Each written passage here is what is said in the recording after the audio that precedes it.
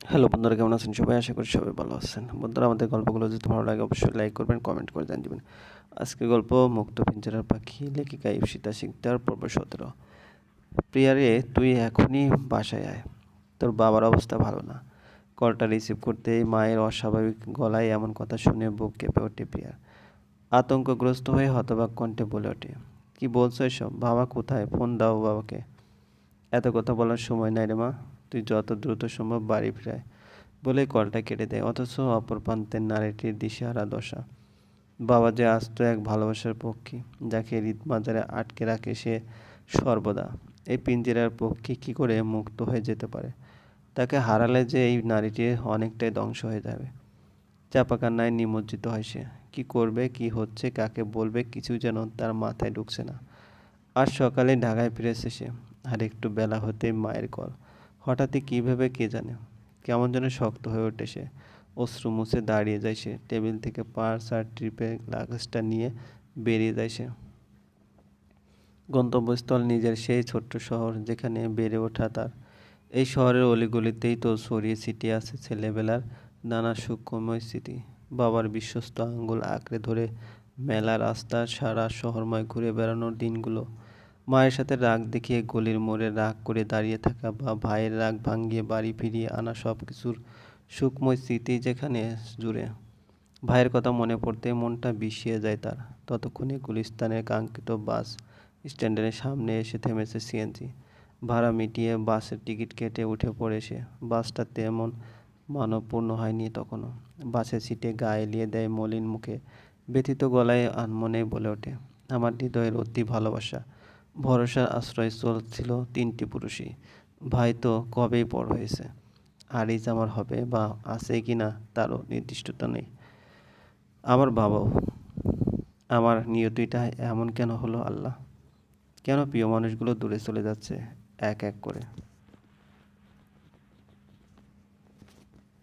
তখনই এক কালো ক্ষিমার পরিহেতা নারী তার পাশে এসে ধপ করে বসে। যুবতীর ভাবনার ঘোর ভাঙে এবং চোখ তুলে পাশে তাকায়।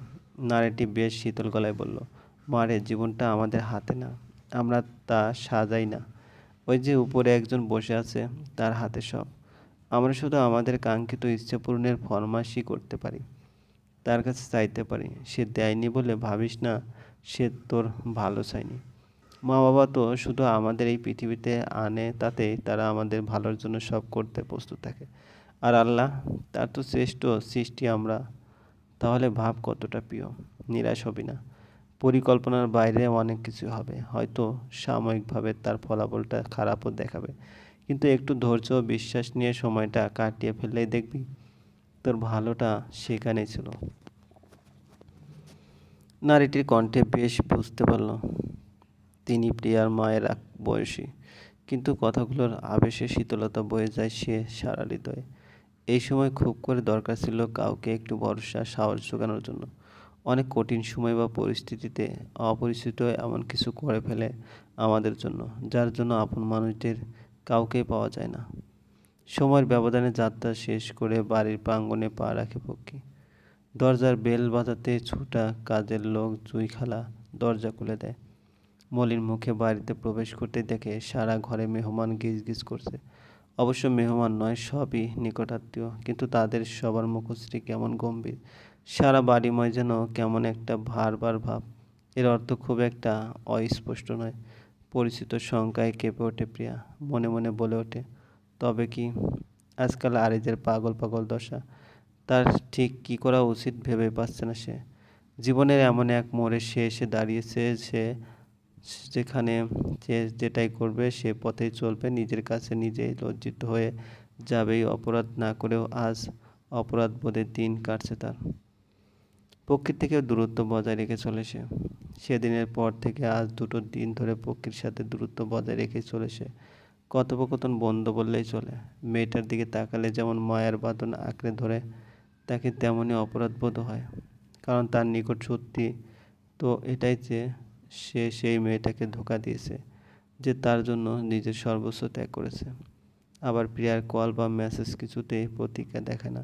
এতেও বড় অপরাধ বোধ হয়। কারণ সেদিন পক্ষীর প্রশ্ন বা বিনয়নের কথাগুলো সব কিছুর দ্বারাই একটা বিষয় ঠিকই উপলব্ধি করতে পেরেছে, তা হলো পূর্বে সে কারো প্রেমিক হলেও এখন একজন নারীর স্বামী। তার সর্বস্বই সেই নারীটির হক, সেখানে পূর্বের প্রেমিকও যে পরনারী। এখন তার হৃদয়ে অনুতাপের আগুনে দগ্ধ হয়ে প্রতি ক্ষণে ক্ষণে এ থেকে পরিত্রাণের যেন কোনো উপায়ই পাচ্ছে না সে। প্রতি ওয়াক্তের সালাতে সে আল্লাহর নিকট হাত পেতে বলে, আল্লাহ, এ অনুতাপের আগুন যে বড়ই কষ্টকর, মৃত্যুর সময় হয়তো আমি আর পারছি না, আল্লাহ আমাকে বের করে আনো এই পরিস্থিতি থেকে। তার এখন প্রায়শই মন চায় পক্ষী প্রিয়া সব কিছু ছেড়ে ছুড়ে বহুদূরে যেয়ে পাড়ি জমাতে, যেখানে এমন কঠিন পরীক্ষার সম্মুখীন না হতে হয়। কিন্তু চাইলেই কি যাওয়া যায়?